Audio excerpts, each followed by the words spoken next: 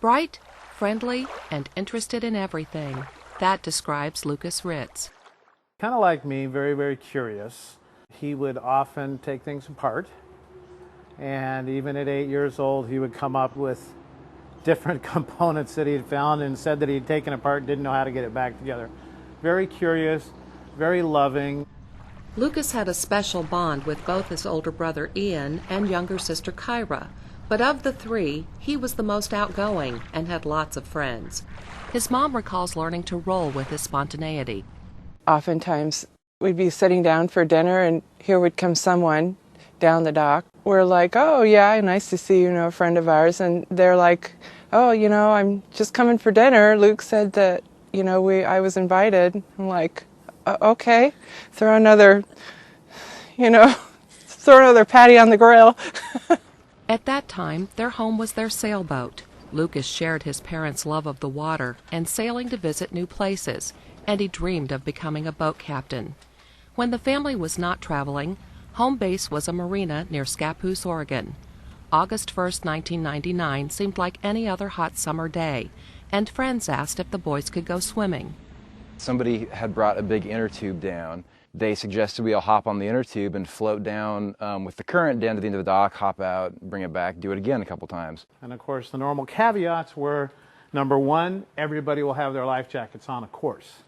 And number two, Mom will be walking along the dock as you guys are floating down, making sure that everything is as safe as it can be.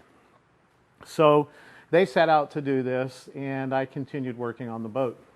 Me and two friends hopped on and started going, and my brother Luke had wanted to come with us, but we had already taken off, so he jumped in and was swimming after us.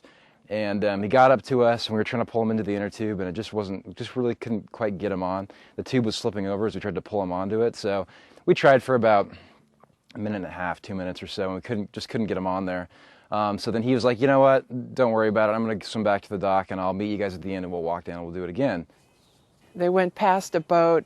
I walked past on the other side, and then I saw that he was coming in toward the dock to get out of the water, and all of a sudden he screamed, and then he rolled over on his life jacket. The life jacket supported his head and kept him up out of the water, and I thought, wait a minute, what's going on? So I ran down the finger toward him, but the current was carrying him, so I went back around that boat to the next dock finger. I was working away on the boat, and I heard a commotion. So I stuck my head out the companionway, and somebody yelled at me, "Where's Cheryl?" Cheryl being a nurse.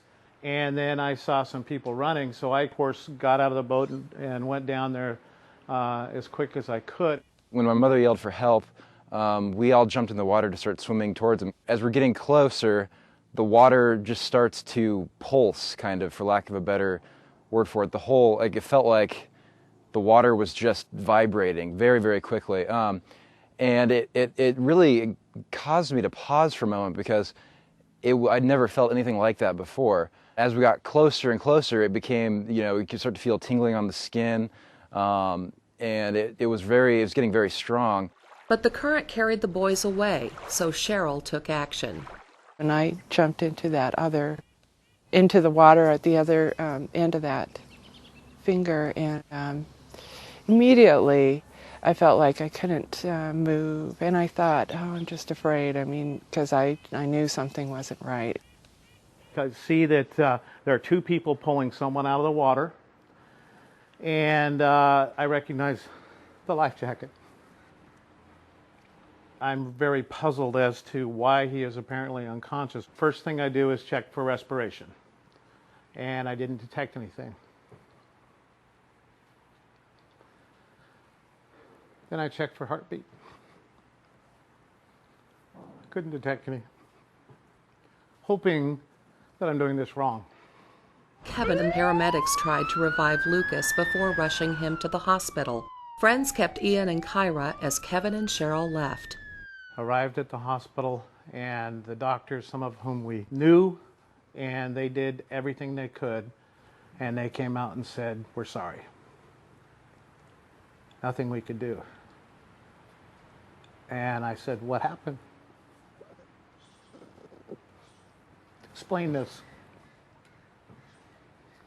They said, we have no explanation for this.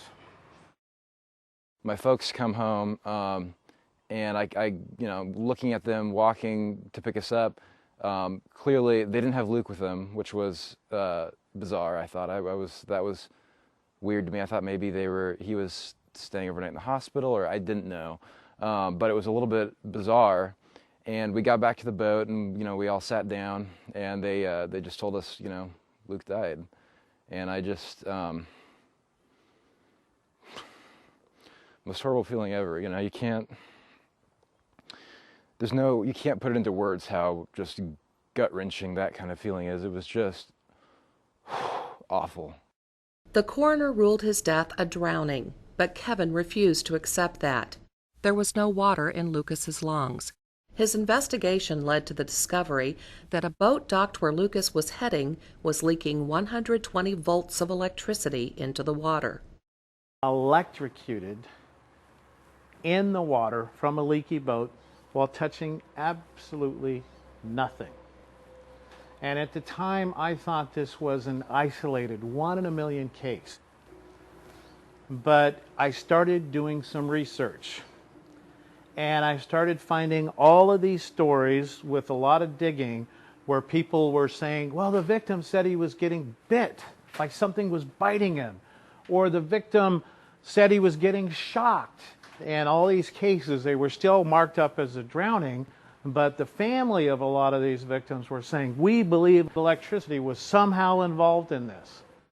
The Ritz family is working to raise awareness of what's now called electric shock drowning, or ESD, the cause of multiple swimming fatalities throughout the country each year. They started a nonprofit organization, Electric Shock Drowning Prevention Association, and are working with Safe Electricity to teach more people about this issue and to prevent the kind of tragedy they experienced. People have been swimming around docks and marinas for years, and millions enjoy boating. What's changed is the addition of electricity, from electric boat lifts and dockside accessory outlets to boats that are plugged into shore power when docked. With the motion of water, wires can chafe, energize metal, and cause leaking of electric current into the water. Without proper safety equipment, these areas have become increasingly risky and deadly places to swim. Losing Lucas propelled Kevin into a career as a master marine technician who trains certified technicians and others. He starts each class with Lucas's story and how he almost lost his wife in that accident. She jumped right beside him so that she could grab a hold of his life jacket. And thank God that she did, because you know what happened to her when she hit the water? She was being paralyzed. She grabbed a hold of that life jacket and could not let go. Most victims get in that same field of electricity that caused this issue, and they are simply paralyzed, so they can't swim. And if they don't have some sort of PFD, flotation device of some sort on them, they drown because they can't swim. But Lucas's heart was stopped instantly. I did the CPR. His color was perfect. Perfect. The whole time. That just gave me all kinds of hope. Except his eyes. And there was nobody home. He relates numerous fatal accidents. Samantha Chipley, 19. Michael Cunningham, 15-year-old. Ken Lutrick, 16. Houseboat again.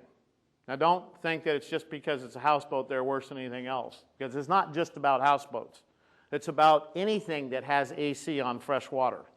Alternating current, or AC electrical systems, are also found in other water settings, from irrigation pumps to swimming pools and hot tubs, and all have been involved with increasing numbers of accidents and fatalities. Electric current in the water is strongest near the source, with diminishing levels farther out, creating a gradient. Because fresh water is resistant to electricity, bodies, with their salt content, are more conductive, and current can flow through them between voltage levels. There's little risk of electric shock drowning in salt water due to its conductivity. The danger is greatest in fresh water. Jason Whitaker is a marine electrician and manager of a marina boatyard. What was safe yesterday could be completely lethal today. He often sees boats in need of proper wiring and safety equipment. So boaters need to understand that this is a life or death issue, and if their electrical system is not properly maintained or upgraded, it could mean somebody's life. And it has. Many people have died from a fault on a boat. A small but growing number of marina and dock owners are also becoming aware of the problems and risks. Step one was to not allow swimming in our marina. If we eliminate that, we're eliminating a lot of the potential of electric shock drowning. Stan Tonneson also has electrical systems at the marina tested once a month and investigates if a problem is found. Kevin agrees those are good steps, but even if people stop swimming around docks and boats plugged into shore power, people fall into the water in these areas, so everyone needs to know how to react if electricity is in the water. Let's say you're in that water, you're feeling it, you tuck your legs up and you're going to reduce some of those voltage gradients. You're going to start feeling better right then. And try to go out away from anything that could possibly be the source. I mean, so many of these cases we have ladders on the backs of boats or a ladder on a marina that they start feeling something, they panic, and what are you going to do? You're going to go to perceived safety. Go away from anything that could possibly be energized. On this day, Kevin is training first responders, those who might be called to a drowning rescue and who must understand that if electricity is involved, jumping in to help without killing the power could kill them, as has happened to others. It's a message that he wants everyone to understand. Head for the closest breaker wherever that may be. Kill the power as quickly as possible. Do not get in the water yourself. He emphasizes the issue goes well beyond marinas and big boats. Private homes with private docks, big issue. Our problem here is minuscule compared to like the Lake of the Ozarks, where there's like 25,000 private docks on that lake with electricity on them. He urges dock owners to have ground fault circuit interrupter breakers installed on the circuits feeding electricity to the dock, and to have all metal bonded and grounded back to the source. Those who own boats with alternating current electrical systems should follow American Boat and Yacht Council standards requiring safety equipment. Kevin and ABYC strongly recommend regular maintenance using the services of certified marine technicians who have specialized expertise in systems on and around water. The Ritz family has been a source of knowledge and inspiration for many, as well as support for families of victims all over the country. They still enjoy boating and want everyone to understand that being educated and taking the right steps can eliminate tragedies like theirs and keep water recreation safe. Their lives have been changed forever, and sharing their story is a painful but necessary journey. Every time we have to go back and talk about, what happened there, it's tough, but the reason that we do it is because we keep tracking this stuff and it's still happening. People don't know, and that was us 14 years ago. You don't want this to happen to you because that hole will never be filled. It'll be there daily. And it's so simple to resolve. Please, please educate yourself about electric shock drowning.